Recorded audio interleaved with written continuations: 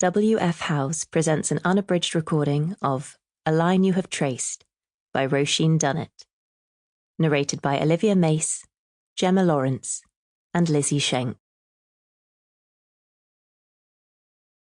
To the staff on the antenatal and neonatal units at Homerton University Hospital, thank you, thank you, thank you.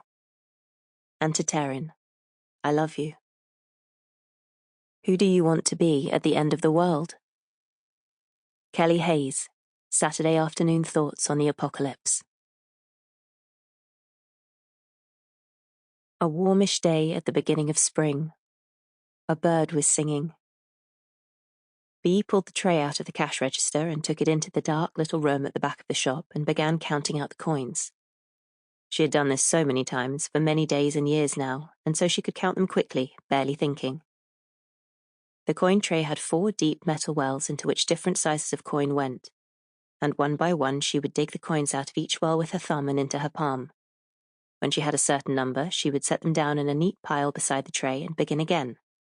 She never lost count, but if she did, as she used to, there were the neat piles of coins to put her back on the right track again. After she'd finished with the coins, she began thumbing through thin bundles of notes.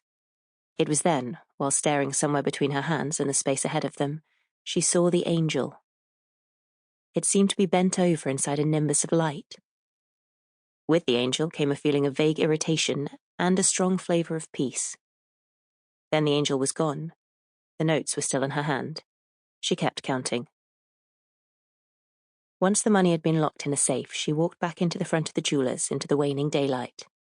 Her husband, Aid, was off visiting favoured clients, charming them as he did everyone with his expansive way of talking, his appearance of giving those he spoke to exceptional attention. She smiled to think of him in one of several rooms, in several shops and private homes, holding pieces of silver to the light. She spared a moment of unguarded love for her husband, as one can, she thought, for someone in their absence. She breathed deeply, taking into her the smell of dust and polish, the edge of mould and damp which could not be removed from the shop's interior, the faintest smell of cow shit and straw from the dairy further down the street.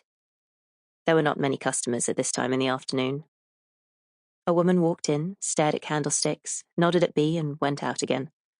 A man did the same with silver hairbrushes. She put the account book on the counter and began some careful sums, looking up occasionally at a flash in the alley outside. At intervals, she pressed her hands behind her, onto the small of her back, and leaned into them. It hurt after a while, standing here all day. She pondered lightly the angel's latest appearance. Sample complete. Ready to continue?